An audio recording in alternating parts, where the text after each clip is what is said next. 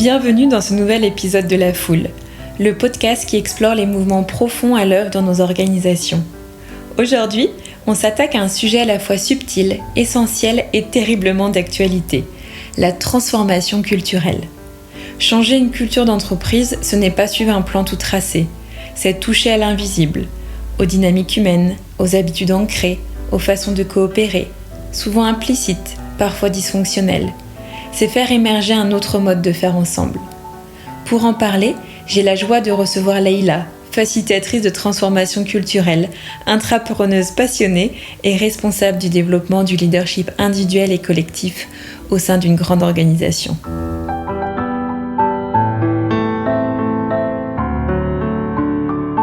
Leïla porte une vision vivante de l'organisation, qu'elle aborde comme un système organique, traversé par des dynamiques humaines puissantes. Avec elle, pas de modèle figé, ni de super-héros. Ce sont les dynamiques collectives qui transforment durablement. Et ce lien avec Leïla, chez Yapluka, il est précieux. Depuis plus de 5 ans, nous accompagnons la communauté de facilitateurs qu'elle pilote avec soin, énergie et conviction.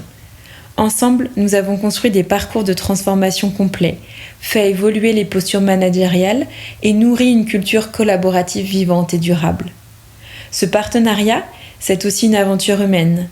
On apprend, on expérimente, on co-construit, parfois même en coworkant autour d'un café. Une relation qui allie exigence, confiance et plaisir de faire ensemble. Dans cet épisode, elle nous raconte son parcours, ses convictions profondes, les dispositifs concrets qu'elle met en place et les communautés qu'elle anime pour incarner un autre mode de transformation, à la fois exigeant et profondément humain. On parlera de leadership, de coopération, de conflictualité fertile, de systémique, de marche féconde et surtout de ce feu collectif qu'elle s'est ravivé au cœur des organisations. Belle écoute!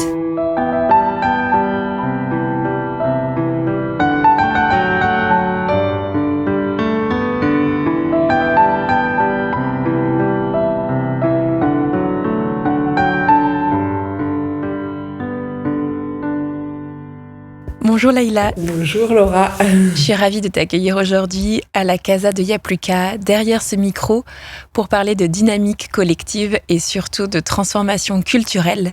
Et pour commencer, pourrais-tu nous raconter le lien, l'histoire que tu as avec les dynamiques collectives et la transformation ? Alors, l'histoire, je vais remonter un petit peu en arrière, un peu d'archéologie. Il y a déjà une histoire, mon histoire, avec les enjeux du collectif, qui s'inscrivent dans mon histoire personnelle, familiale. Oui, le collectif y a pris une part toute particulière et où j'ai particulièrement vécu de l'intérieur comment le collectif, plus particulièrement de famille élargie, peut permettre de soutenir des moments difficiles. Et on peut dire que c'est un fil rouge après que j'ai construit dans ma vie étudiante. J'ai fait des études de psychologie et j'ai été intéressée par toutes les dynamiques d'équipe. Mon mémoire de fin d'études portait vraiment sur ce sujet. Moi, ce que j'aime, c'est appartenir à des collectifs, donc j'ai toujours eu un parcours plutôt RH, professionnel dans des grandes entreprises, et ce qui m'anime, c'est pouvoir aussi embarquer la dynamique collective, puisque pour moi, c'est ma croyance, c'est que c'est aussi par des collectifs qui peuvent être des équipes naturelles, qui peuvent être des communautés, et c'est comme ça qu'on peut faire bouger les lignes et bouger le monde, que ce soit dans nos vies en société ou que ce soit dans nos vies en entreprise.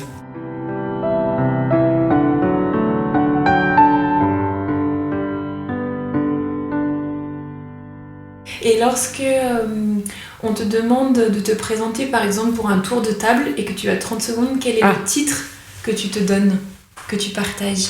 30 secondes. Leïla, particulièrement Fana des dynamiques collectives qui essayent de faire bouger les lignes de l'intérieur avec tous les leviers possibles dans mon environnement de vie en société et de vie en entreprise. C'est pas un exercice qui est facile. 30 secondes.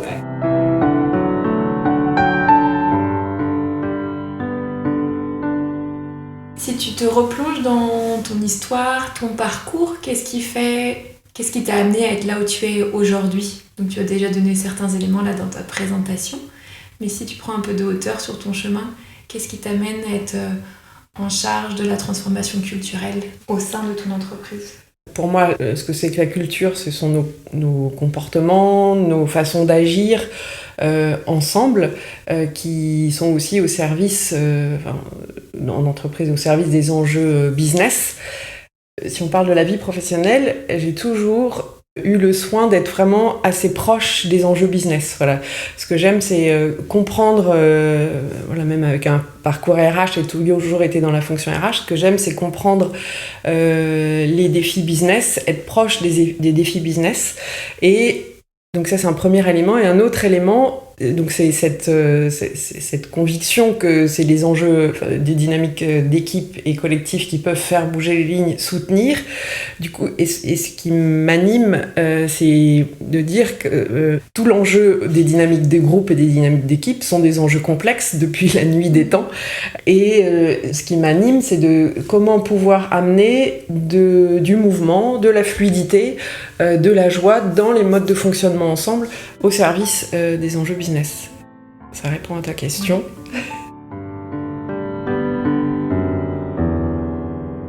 Et pour partager un langage commun en ce début d'épisode, pour toi, la transformation, c'est 3 petits points. Ou se transformer, ouais. C'est Alors, se transformer, c'est changer de forme. Et tout à l'heure, tu parlais de la conduite du changement. La différence que je fais entre conduite du changement et transformation, c'est que conduite du changement, on est plutôt dans une vision un peu linéaire, un peu mécanique des choses, où on sait où on veut aller et comment on va y aller. Et dans la transformation, on a une intention autour de là où on veut aller, mais on ne sait pas forcément le chemin qu'on va prendre. Et du coup, dans la transformation, il y a beaucoup plus d'éléments du vivant, d'émergence qui vont apparaître. Et donc, quand on regarde la raison d'être de ton rôle, donc de responsable de développement leadership et puis facilitatrice de transformation individuelle et collective, comment tu peux décrire cette raison d'être? Quelles sont tes principales missions au quotidien? La raison d'être, on va dire, c'est comment déjà soutenir les enjeux business, les enjeux opérationnels de l'entité pour laquelle je travaille, et en permettant l'apparition de nouveaux comportements, de nouvelles habitudes à l'échelle individuelle ou à l'échelle globale. La raison d'être, voilà, c'est aussi soutenir des leaders, soutenir des équipes dans des contextes de réorganisation, de transformation, dans des contextes parfois de tension, des besoins de coopération. Et après, mes missions, c'est ça dans ta question, c'est les missions, du coup, ça va être déjà à partir de l'observation, et c'est surtout une mission d'ingénierie ou d'architecture de dispositifs d'accompagnement sur mesure. Donc il peut y avoir plein de leviers, il peut y avoir des leviers de développement de programmes, il peut y avoir des leviers d'accompagnement d'équipes sur mesure, il peut y avoir des leviers d'animation de communauté, ou encore des leviers d'accompagnement individuel, parce que je me suis aussi formée au coaching qui peut donner une variété en fait de types d'interventions.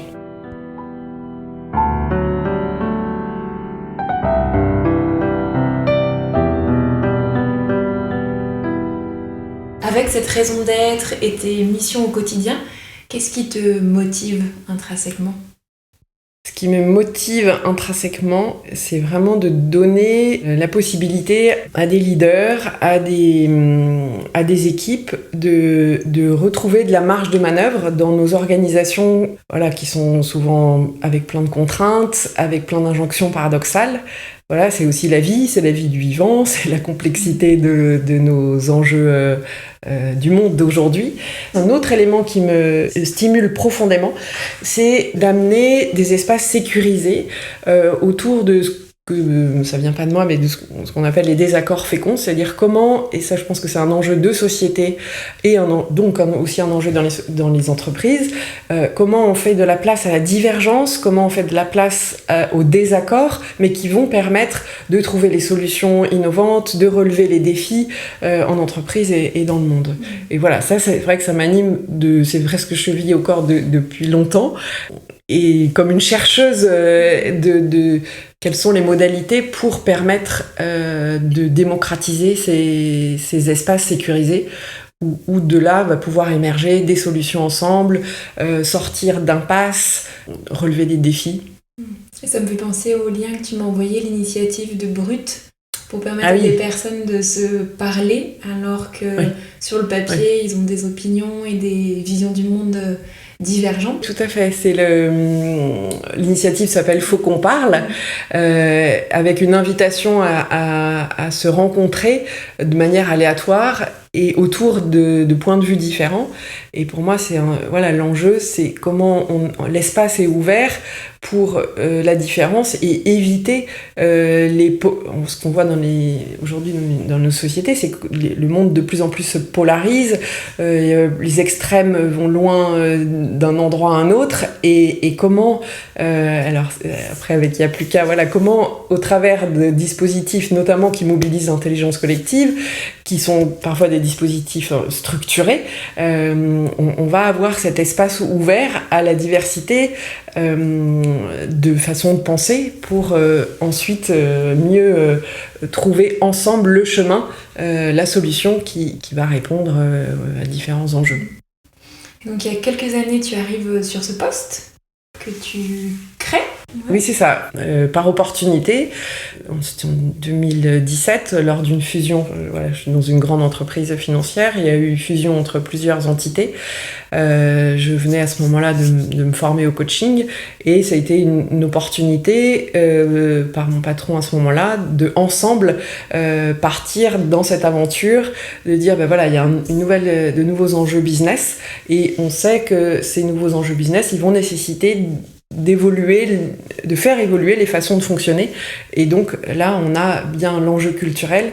L'enjeu culturel, pour moi, étant des modes de fonctionnement qu'on a besoin d'ajuster pour réussir la feuille de route stratégique. Et justement, tu arrives à ce poste, et comment on débute, comment tu construis ton cap, ta vision de cette transformation, comment tu construis ta feuille de route?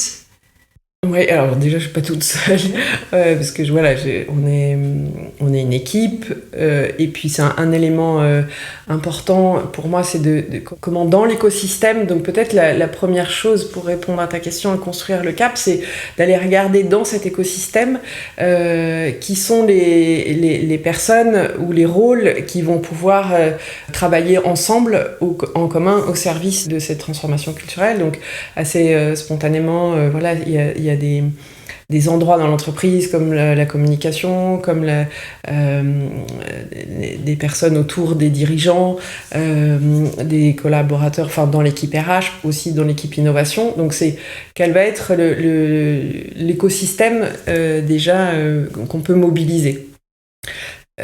Après, on a, pour répondre à ta question, comment construire la feuille de route, c'est la deuxième étape, qui est un peu la première, c'est d'avoir un déclencheur. Donc on l'avait eu par la réorganisation. L'étape suivante, c'est d'arriver à faire bien ces liens, qu'effectivement il y a des enjeux business suffisamment importants pour bouger, et une transformation culturelle, en fait, c'est coûteux en énergie, c'est long.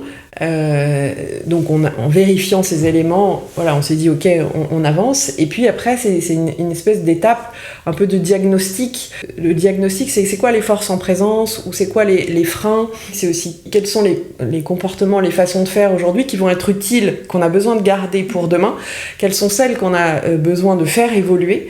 Mais c'est toujours important de garder un équilibre entre on dit que dans les éléments du vivant, on a les forces de préservation, c'est-à-dire qu'on a besoin d'avoir des choses qu'on garde stables et qui sont nos appuis, et pour transformer, il y a aussi besoin de forces de transformation où on va faire du nouveau et du différent. Donc dans cette phase de diagnostic, c'est d'aller repérer qu'est-ce qui est stable, sur lequel on s'appuie, et qu'est-ce qu'on a besoin de mettre comme élément nouveau.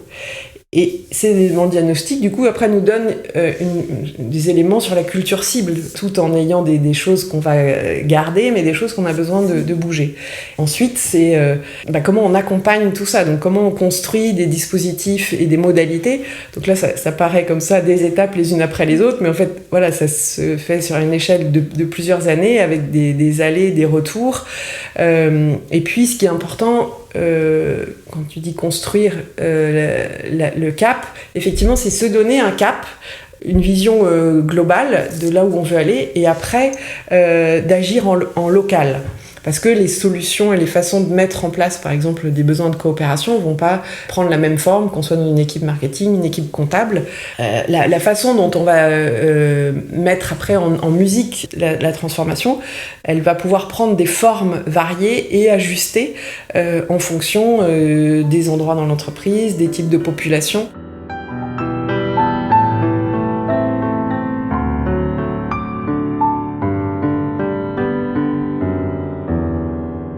Et concrètement, Leïla, si tu peux nous les partager, quels étaient toi tes principaux objectifs derrière ce cap? Est-ce que tu as pu les atteindre? Est-ce que tu es en train de les atteindre?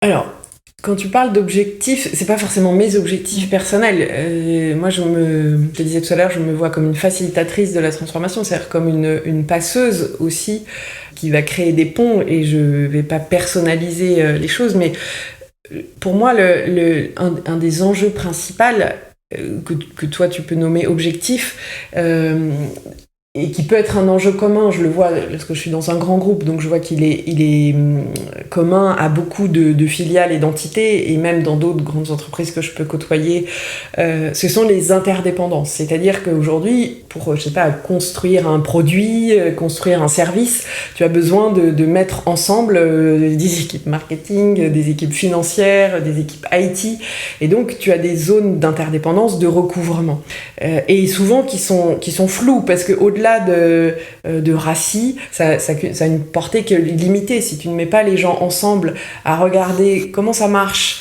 quels sont nos objectifs finalement communs, c'est quoi notre dénominateur commun, c'est quoi nos contraintes, comment on se partage ces éléments, qu'est-ce que ça veut dire coopérer, voilà. Donc c'est humble parce que c'est un travail qui est long, pour lequel parfois on va rencontrer des réticences, des freins, parce que ça suppose de mettre tout le monde ensemble, de travailler sur des objectifs communs, c'est pas si simple. Et je dirais qu'il y a certains endroits où ça avance, voilà, où ça fluidifie, quand certains ont envie. Donc on peut avoir des poches où il y a vraiment du coup des interdépendances qui sont du coup plus fluides, et ça veut dire quand c'est plus fluide, c'est que on dépense peut-être moins d'énergie pour arriver au résultat. Pour donner vie, tu vois, à ces enjeux, à ce cap, est-ce que tu t'es appuyé sur des méthodologies ou sur des modèles que tu connais? Comment tu as orchestré ça et comment tu continues à le porter? Alors, moi, mes grilles de lecture, j'ai une grille de lecture très très forte de systémique. Voilà, je suis tombée dedans, on va dire, pendant mes études de psycho, et c'est un paradigme de lecture du monde qui permet de penser la complexité, qui permet de penser l'incertitude. Et aujourd'hui, dans la complexité, on voit bien dans notre monde voilà, où on ne peut plus prédire, où la complexité, c'est dès qu'on a du vivant, donc voilà, des êtres humains. En quoi ça m'aide? Ça m'aide déjà déjà un premier travail, c'est observer ce qui se passe, percevoir. Et à partir de la perception, du coup, repérer peut-être les forces d'un système, ce qui est utile, ce qui fonctionne bien, repérer aussi les boucles de répétition, ce qu'on appelle l'homéostasie, qui est utile dans un système. L'homéostasie, c'est tout ce que le système fait et met en œuvre pour rester stable, donc pour que ça ne bouge pas. Donc c'est très utile pour ce que je te disais tout à l'heure, les forces de préservation, c'est-à-dire que oui, on a besoin de choses qui soient stables, mais l'homéostasie peut être redoutable quand on a besoin de transformer, et c'est une force qui est très puissante, tu vois, dans notre corps humain. Pour que notre corps humain soit toujours à 37 degrés, il y a beaucoup de choses qui se mettent en route pour toujours être à 37 degrés, même si on est au pôle Nord, dans le négatif, ou si on est en plein désert. Voilà, c'est utile l'homéostasie, mais c'est un frein. Donc voilà, mes grilles de lecture permettent de repérer et aussi de ne pas s'acharner. C'est-à-dire que si on voit un endroit, voilà, que c'est trop, cette force d'homéostasie peut-être est trop forte, on ne va pas s'acharner, on va essayer de trouver le petit trou de souris, l'endroit dans le système où il y a de la fluidité, où il y a du mouvement possible, pour se dire là on va pouvoir faire une initiative, là on va pouvoir faire une expérimentation qui va faire bouger les lignes à un endroit du système. Et en systémique, on sait que quand on commence à faire bouger à un endroit du système, c'est vraiment la viralité, comme au Covid. Voilà, le Covid, ça a été le virus, il peut avoir des effets positifs ou négatifs. Bon, le Covid, c'était pas très positif, mais on peut avoir une viralité extrêmement positive. Et du coup, commencer à faire bouger dans des poches du système, de l'entreprise, à faire émerger du nouveau et qu'il y ait une propagation. Et toi, tu as une poche où tu as démarré, un endroit dans l'entreprise où tu as démarré justement cette transformation ? C'est pas forcément démarré, ça a été des poches sur le chemin, où, parce que tu vois, la transformation, elle a vraiment démarré en 2018, la phase de diagnostic, et un an et demi après, quand on avait la photo globale et qu'on avait commencé à accompagner en local des équipes ou des directions sur des enjeux de la transformation culturelle, voilà, c'était en réfléchissant avec une intervenante, une coach externe qui nous accompagnait, qui nous disait mais comment, Leïla, avoir un réseau d'appui qui va transformer vraiment en local, comme plein de petites cellules. Si on prend l'image d'un corps humain, comment on a plein de petites cellules bourrées de bonne énergie qui vont dynamiser l'ensemble. Donc ça a été une intuition de créer un réseau après qu'on a appelé des transformateurs, mais oui, c'est un peu comme des personnes qui vont hacker positivement le système. Crozier les appelait les marginaux-séquences, c'est-à-dire des gens qui peuvent avoir une capacité à être à l'aise dans deux mondes, c'est-à-dire ils peuvent être à l'aise dans le monde de ce qui existe, de ce qui fonctionne, et ils peuvent aussi être à l'aise un peu dans le monde, qu'est-ce qu'on a besoin de faire différemment, donc de faire le pas de côté, de faire les dissidents un peu positifs, parce qu'ils vont oser contourner une façon d'habituelle de faire, ils vont oser peut-être dire non, ils vont oser... et on est dans ces logiques du coup de petits pas, parce que la transformation, en fait, il y a beaucoup d'humilité, on est dans des choses qui bougent lentement, par petites touches. Et là, commençait en fait un embryon de communauté, de gens qui avaient envie de se lancer dans l'aventure, de se former aussi au paradigme systémique, c'est-à-dire comment ils peuvent muscler leur capacité à observer, et à expérimenter avec des outillages, et ça nous donne du coup des poches cette communauté s'est agrandie d'année en année, et ça donne aussi un terreau extrêmement fertile. Quand je parlais tout à l'heure d'interdépendance, c'est-à-dire que ces communautés du coup sont représentatives de la variété de l'entreprise. Ce qui est important, c'est que pour moi, il y ait une représentation de tous les métiers, de tous les niveaux hiérarchiques. Donc on peut retrouver des directeurs qui sont membres du comité de direction, comme des collaborateurs. Il y a les rôles, puisque c'est on sait que c'est avec la variété qu'on peut accompagner la complexité. Si tout le monde se ressemble, on sera jamais dans la fameuse énergie de transformation, de nouveauté.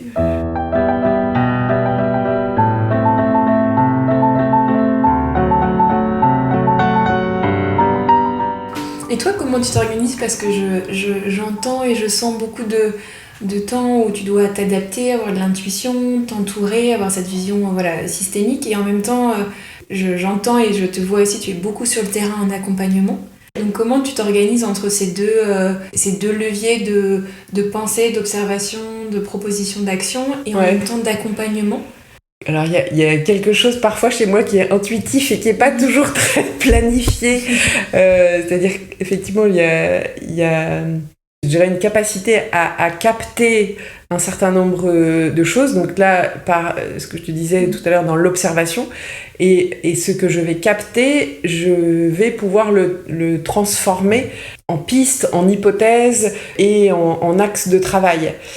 Si je te donne un exemple, il y a eu sur une direction qu'on avait accompagnée dans une réorganisation, dans des contextes aussi de tension, nous a amené à un endroit de se dire on a besoin de créer des espaces pour mélanger des managers, des directeurs et des collaborateurs dans des cercles de développement où ils vont travailler et ajuster leur posture.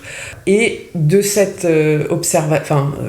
élément-là, j'ai fait le lien avec une modalité d'accompagnement qui s'appelle le co-coaching, où j'ai dit tiens, c'est intéressant de mettre ça en lien et de se dire que ça peut être un levier de transformation en profondeur qui va nous amener à faire bouger des lignes à la fois en verticale et en horizontale. Je pourrais dire que même moi-même, dans mon mode de fonctionnement, il y a quelque chose qui est aussi en émergence. Et tu disais que tu as initié tout cela en 2017-2018, donc ça fait à peu près 6 ans. C'est un temps court et long en même temps. Comment réussir à se donner un cap sur un horizon long terme et à trouver quand même les leviers de mobilisation et de dynamique pour embarquer l'entreprise? Trouver les leviers, je dirais, c'est aussi s'ajuster et s'adapter à ce que l'on peut, je dis on parce que ça peut être moi et d'autres personnes qui interviennent, puisqu'on est, ce qui est important, c'est d'avoir une variété aussi dans les modes d'intervention, parce qu'il peut y avoir des modes d'intervention de formation, des modes d'intervention de plutôt consulting, des modes d'intervention de coaching, des modes de formation, d'intervention variés. Donc comment au travers des acteurs qui interviennent, on s'ajuste à ce qu'on perçoit en termes de capacité du système à bouger. Par exemple, il y a un apprentissage que j'ai fait au bout de quelques années. On a fait en fait un petit arrêt sur image 3 ans plus tard et à observer après le Covid que finalement globalement le système avait eu beaucoup plus de facilité à développer des nouveaux comportements. Voilà, développer une capacité à innover, développer plus de capacité à tenir compte des parties prenantes. Et que tous les comportements, les habitudes anciennes qui avaient besoin d'être un petit peu réduites, et ben que ça va être difficile. Du coup, tu vois, c'est tenir compte à un moment, en fait, c'est comment on fait aussi des temps de pause, des temps, ok, où on en est, qu'est-ce qu'on apprend de ce qui s'est passé du cycle précédent, et comment on réajuste. C'est difficile de réduire l'ancien, c'est-à-dire l'ancien, ce qui n'est plus utile dans les modes de fonctionnement, ce qui n'est plus utile et au service des enjeux business de demain. Donc le levier, pour répondre à ta question, c'est un levier qui est pas toujours simple à prendre, qui est un levier regarder où on en est, tirer des enseignements, ce qu'on appelle aussi en systémique la boucle de rétroaction, c'est-à-dire qu'on a fait quelque chose, on regarde ce que ça a produit et ensuite on ajuste, hein, c'est aussi le cycle de l'amélioration continue, et à partir de ce qu'on observe, c'est ajuster et se dire il y a besoin de peut-être développer, et ça a été un des éléments aussi d'apprentissage, se dire tiens, on a peut-être besoin de développer plus les pratiques d'intelligence collective, et ça a été à peu près à ce moment-là qu'on a créé une autre communauté autour d'acteurs qui vont arriver à faciliter le temps de travail en intelligence collective. Là, tu parlais finalement de mesure d'impact, de mesurer ce que tu fais.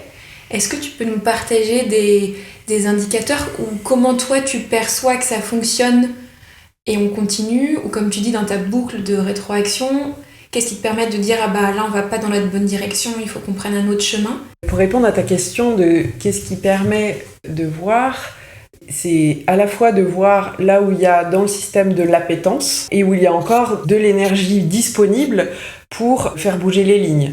Et dans l'observation, ça a été vraiment de voir que il y a vraiment de l'énergie disponible dans les équipes, sur le terrain, auprès de collaborateurs volontaires. Et que ça, dans le système, c'est un endroit qui est mobilisable, où il y a envie d'agir et avec de l'impact qui est possible. Tout à l'heure, je te disais de l'impact de marge de manœuvre. Je pense à un collectif, de 2 équipes qui étaient en difficulté de fonctionnement au travers de 2 pays. Elles étaient en forte interdépendance. Et d'intervenir auprès de ces 2 équipes, elles se sont rendues compte combien elles étaient prises dans un système d'injonction paradoxale qui les faisait être en conflit très fort l'une avec l'autre. Et de fait de se rendre compte de ça ensemble, elles ont retrouvé finalement des poches d'action à leurs mains et une capacité peut-être à renoncer à des choses, ou une capacité à mieux dire de quoi elles ont besoin au-dessus, ou une capacité parfois à renoncer que telle chose s'améliore, mais à soit à compenser, mais en conscience, et du coup en dépensant moins d'énergie à essayer de faire le contraire.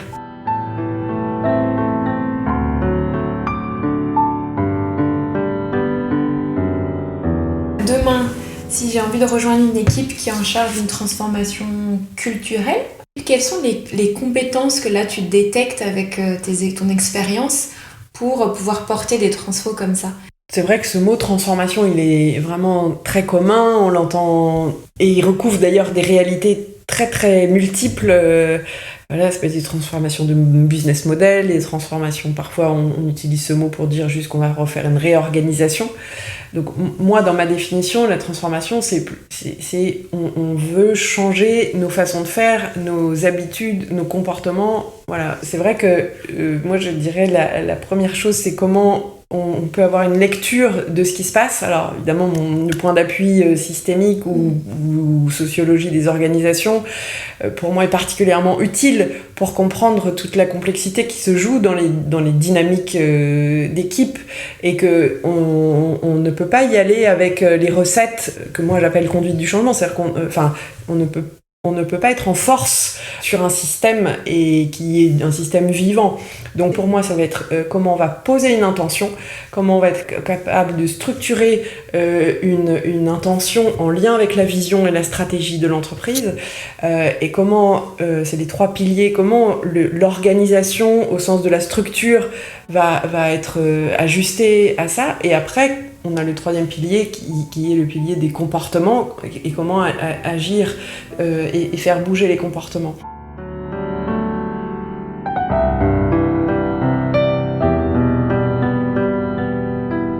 Quand on lit sur la transformation culturelle, très régulièrement, on a comme ingrédient clé avoir la direction qui porte la transformation, d'impliquer des personnes en interne qui sont volontaires. Enfin, on peut lire tout un tas de choses, et moi je serais très heureuse d'avoir un peu ta recette magique. Tu vois, si demain tu avais une jeune femme qui est sur un poste similaire et qui débute, quels seraient pour toi les ingrédients ou les piliers forts ou ta recette pour faire que cette transformation culturelle fonctionne?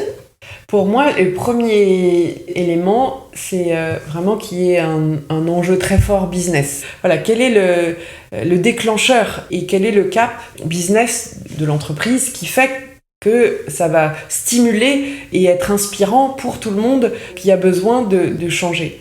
Un autre élément de recette, ça va être justement d'arriver à peu près repérer qui sont les personnes impactées au sens qui est concerné. Ça va être quoi le noyau de personnes en appui pour faire une équipe pluridisciplinaire. Un autre conseil, c'est comment il peut y avoir un sujet qui soit traversant dans toute l'entreprise. Alors je vous donne un exemple, tiens, il y a vraiment besoin de travailler, de soigner, comment tout le monde se responsabilise. Et au travers d'un élément fort, après il peut y avoir plusieurs modalités d'accompagner cet enjeu-là, mais se dire, tiens, on se donne cet enjeu et on le redonne comme traversant tout le monde dans l'organisation. Et là, on peut avoir un levier, et on sait en systémique, quand on commence à bouger, c'est comme des pièces d'un échiquier, quand on commence à bouger un élément, ça embarque plein d'autres éléments. Donc, en tout cas, le conseil, c'est de ne pas vouloir bouger trop de choses en même temps, mais peut-être de mettre le focus sur un élément qui va, après, en cercle vertueux, en faire bouger d'autres. Et là, tu viens de dire qu'il y a différentes modalités. Quelles sont tes modalités cœur que toi, tu utilises au quotidien ? Dans les modalités cœur, il y en a qu'on a évoquées, qui sont celles de l'animation de communauté. Et ces communautés-là, ça c'est un premier levier. Elles sont formées, elles sont outillées, et puis après elles pratiquent. Et ensuite, il y a des espaces pour se développer, c'est-à-dire revenir en communauté, partager ses réussites, partager ses difficultés, continuer d'apprendre ensemble.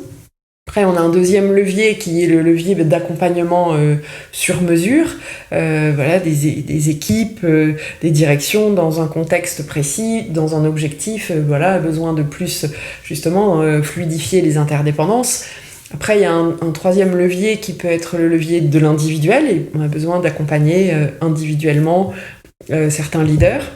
Il peut y avoir après des leviers de programmes de leadership, donc ça peut être de la formation, ça peut être ou du développement au travers des cercles de développement, c'est-à-dire qu'on se développe entre pairs et on apprend les uns des autres.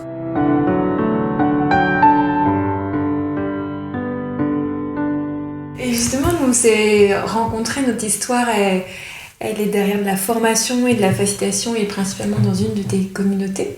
Est-ce que tu pourrais nous repartager la genèse de ces communautés? Comment on crée une communauté? Comment on l'anime de façon durable dans le temps? Pourquoi on les fait naître? Pour toi, quelle a été ton intention? Et comment on les mobilise dans le temps? Donc vu que tu en as créé deux et qu'elles ont une jolie vie, je serais très curieuse de connaître, pareil, ta recette magique. Magique. Alors, le point commun de ces deux communautés, c'est commencer petit. Donc, c'est commencer par une quinzaine de personnes. Et on voit ce qui se passe. Donc, que ce soit les transformateurs ou les facilitateurs, on a commencé comme ça. Facilitateur, l'intuition, c'était de se dire, je voyais que mes collègues, que ce soit RH, que ce soit consultants, de plus en plus intervenaient dans des temps où ils avaient besoin de mobiliser l'intelligence collective, ils n'étaient pas forcément outillés. Donc avec une collègue des RH, on s'est dit que ce serait nécessaire de les outiller. Et on a commencé par une dizaine de personnes, donc à d'abord former, voir comment ils pratiquaient, faire des retours d'expérience, voir les effets bénéfiques que ça produisait, et du coup de se dire, on va faire grossir. Et effectivement, les modèles de ces deux communautés sont similaires un peu dans leurs recettes, voir les effets que ça produit, les impacts concrets que ça a, et de dire, tiens, on a fait une deuxième promotion, et une troisième, et puis pour les facilitateurs, c'est de se dire, c'est intéressant, au-delà d'avoir des gens qui sont plutôt facilitateurs parce qu'ils sont RH, parce qu'ils sont consultants, parce qu'ils sont acteurs de l'innovation, c'est de se dire aussi on a besoin dans le quotidien des réunions d'équipe, des temps de travail, et donc de développer cette posture de facilitation chez les managers pour qu'elle diffuse le plus possible. Ensuite, un autre élément de recette que je peux te donner, c'était de capitaliser plutôt sur la cooptation, pour aller chercher des gens qui ont envie, et qui ont envie de faire différemment, qui ont envie de hacker, gentiment, mais de hacker le système, parce qu'il faut être audacieux, parce qu'on va recevoir parfois des critiques, parce qu'on va pas forcément toujours être d'accord autour de quelqu'un qui va oser faire différemment. Et la cooptation est intéressante parce que les gens qui sont dans ces communautés savent ce que ça veut dire, et donc ils vont aller chercher des gens qui leur ressemblent et qui ont cette capacité-là. Versus parfois on est dans un modèle où on va plutôt désigner ou aller chercher des personnes qui peut-être sont dans telle catégorie de talent, mais ça peut être des personnes parfois qui du coup sont dans les codes de ce dont l'entreprise a besoin, et qui sont plutôt, si on revient sur ce que je disais tout à l'heure, dans les forces dont on a besoin, mais des forces de préservation, donc qui sont moins à l'aise pour aller faire bouger les lignes. Ensuite, dans un autre élément de recette, puisqu'on a dit commencer, expérimenter, voir que ça marche, former, et après le dernier temps qui est important, c'est des temps où dans l'année, ces personnes se retrouvent, nous on appelle ça des cercles de développement, elles se retrouvent pour partager les réussites, pour partager les difficultés, travailler sur des cas très précis, et puis des temps aussi de perfectionnement, où on recreuse une façon une technique, un outil, une grille de lecture, et du coup on ne lâche pas ce mouvement, cet élan d'année en année. Donc on voit qu'il y a un noyau parfois de moteur, c'est la vie, dans les communautés il y a des gens plus ou moins actifs. Mais je trouve ça génial parce que depuis le début de cet épisode, tout ce que tu nous partages a énormément de résonance avec le vivant, l'organique. Et encore une fois, là, la communauté, tu le décris comme vraiment partir d'un noyau, et puis ça va s'amplifier avec un flux naturel de cooptation, mais finalement, donc on s'appuie sur les liens entre les personnes, et tu leur fais confiance pour trouver les prochaines personnes pour diffuser aussi. Donc je trouve dans toute ta démarche, on ressent beaucoup du vivant, organique, faire des pauses, se questionner, réavancer, et pas du tout linéaire comme ce qu'on peut imaginer dans une conduite de changement. Ce Ce que tu dis en référence au vivant, pour moi, c'est justement cette différence que je peux faire entre ce qui permet à la transformation d'arriver. On a besoin d'articuler cette intention de mettre des choses en place qui vont porter l'intention. Mais donc là, on travaille sur la vision, le cap, mais il y a aussi besoin ça c'est le principe d'incertitude, où on dit qu'on ne peut pas maîtriser en même temps, c'est une loi physique, on ne peut pas maîtriser en même temps le résultat, la cible et le chemin. Quand on est dans l'incertitude, on ne peut pas tenir ces deux mouvements en même temps. Donc effectivement, c'est les lois du vivant qui nous guident en disant soit on travaille le chemin et on soigne les étapes, le chemin, mais on ne sait pas exactement où on va arriver, où on est prêt à se dire que peut-être on arrivera un tout petit peu à côté de là où on avait envie d'arriver, mais c'est pas si mal.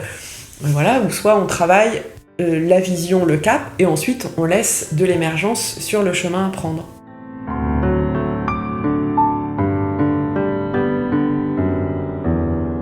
Là, tu nous racontais la genèse et puis l'animation de ces communautés comme un joli catalyseur de collaboration, de pratiques collaboratives. Est-ce que tu as d'autres bonnes pratiques pour faire vivre la coopération au sein des entreprises ? Pour moi, c'est déjà de mettre les équipes ensemble, dans un même espace, temps, lieu, et de mettre les équipes, tout niveau hiérarchique confondu. Et de les faire, ça j'ai plusieurs exemples vraiment très frappants, de les faire empathiser les unes avec les autres. C'est-à-dire se mettre dans la peau les uns des autres, des équipes des autres, de ce que vivent les autres, par après différentes modalités concrètes qu'on vit en temps de séminaire, leur faire parler des représentations qu'ils ont les uns des autres. Par exemple, une équipe marketing, je vais lui demander, poser des questions, et elle va se mettre dans les chaussures des commerciaux. Et les commerciaux entendent c'est comment l'équipe marketing voit leur vie. Donc ça leur permet de s'ajuster, de voir comment ils sont perçus, et c'est déjà une première étape extrêmement puissante. Et puis après, de l'étape suivante, quand ils ont vraiment besoin de travailler ensemble durablement, comment ils vont identifier les enjeux qu'ils ont en commun, créer peut-être un objectif commun, c'est là toute la pertinence de l'agilité, où on va mettre des équipes pluridisciplinaires à travailler ensemble sur un même projet, où du coup elles sont alignées et drivées par le résultat commun qu'elles doivent atteindre.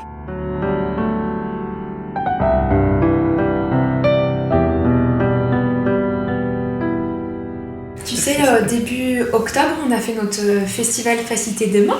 Il n'y a plus qu'à la 2e édition. Et la thématique, c'était de l'atelier à la démarche, la facilitation au service des transformations profondes.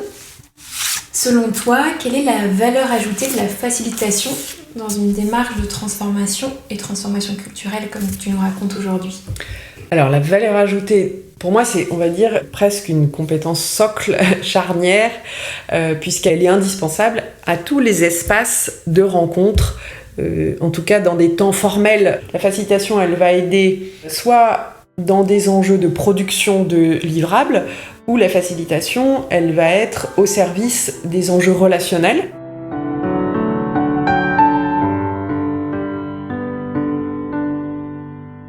Il y a 2 semaines, j'ai rencontré une directrice de la communication qui réfléchissait beaucoup à sa reconversion professionnelle, et elle me partageait à quel point elle voyait la communication comme un pilier central dans une transformation culturelle. C'est vrai. Je serais curieuse d'avoir ton retour là-dessus. Oui. Quel est le rôle de la communication dans ce que tu portes ? Alors, pour moi, la communication, elle a un rôle important de donner à voir. C'est-à-dire qu'on a, pour moi, toujours 2 mouvements. Quand je te disais tout à l'heure, il y a le cap et pensée globale, agir local. Pour moi, la communication, elle va porter ce pensée globale. Elle va donner une vision. Elle va matérialiser par des mots, par des images, par des sons, des temps qui va vraiment porter là où on va, l'intention, et structurer les messages dans le temps, peut-être aussi donner à voir de ce qui se passe en local, comment on donne à voir dans le temps de aussi ce qu'on apprend, ce qu'on a fait et ce qui bouge. Et je vois de mon expérience, tu vois, sur les années, il y a eu des temps où il y a eu vraiment beaucoup de messages portés, clairs, partagés. Et ça tous ces moments-là vont faciliter parce que légitime le fait de s'en préoccuper, de travailler, d'y porter de l'attention.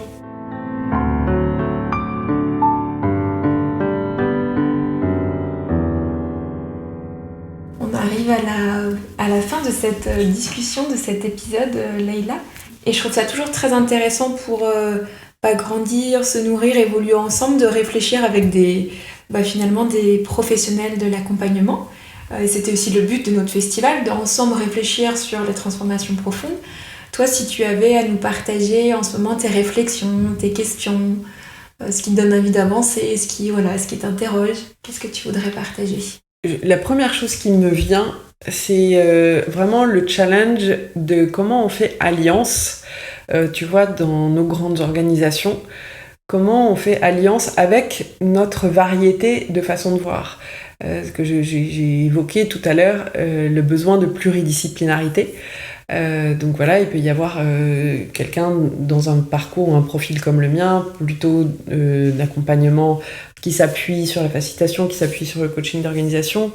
Comment une façon de faire comme telle va pouvoir faire alliance avec une façon d'appréhender les choses plutôt dans l'innovation, plutôt dans la communication, plutôt avec des consultants internes, avec des acteurs RH.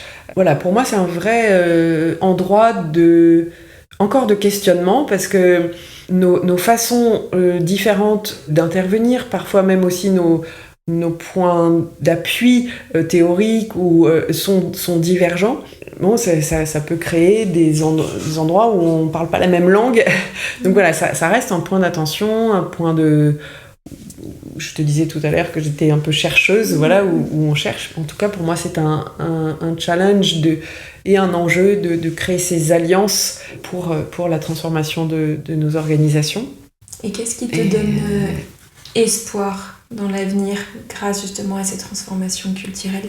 Alors, ce qui me donne espoir, c'est aussi de voir, de constater les impacts, les résultats de gens qui... arrivent d'équipes ou de personnes à titre individuel qui arrivent à faire différemment, qui retrouvent de la marge de manœuvre, qui trouvent de l'enthousiasme à pouvoir du coup faire bouger les lignes. Un autre élément aussi qui me donne pas mal d'espoir, c'est ce qu'on a évoqué tout à l'heure en termes de contamination. Donc de voir les contaminations de collègues, de personnes avec qui je travaille plus en proximité. Je pense notamment à une collègue directe avec qui je travaille depuis plusieurs années et comment sa façon de se représenter les choses, se représenter ce que c'est qu'un collectif, ce que c'est qu'une dynamique collective, de comment on fait bouger. Voilà, ça me donne de l'espoir de voir l'enthousiasme, un retour récent de quelqu'un qui quittait l'entreprise, qui me disait « Mais Leïla, voilà combien tout ce que tu fais avec d'autres est précieux ». Parce que amène à prendre de la hauteur, amène à prendre du recul sur ce qu'on fait et à nous aider voilà, dans ces espaces pas toujours simples. Et pour clôturer cet épisode, tu es toujours partante à me partager des ressources, des lectures, des formations. Grâce à toi, je vais me former en décembre là, au Cercle Restauratif. Est-ce que là, spontanément, tu aurais une lecture, un film, une formation, un événement à partager pour continuer à nous faire cheminer après cet épisode ? Oui, ce que j'aurais envie spontanément là, de te partager comme inspiration, c'est un livre... tout simple, mais hyper puissant de Edgar Morin, qui est le grand penseur de la complexité et qui est un peu comme un livre que tu peux mettre dans ton sac, qui s'appelle Graines de sagacité, avec beaucoup de citations qu'il a notamment écrites pendant quelques années, 2020-2023, sur Twitter. Donc c'est des formats très très courts, extrêmement inspirants. Voilà, comme invitation.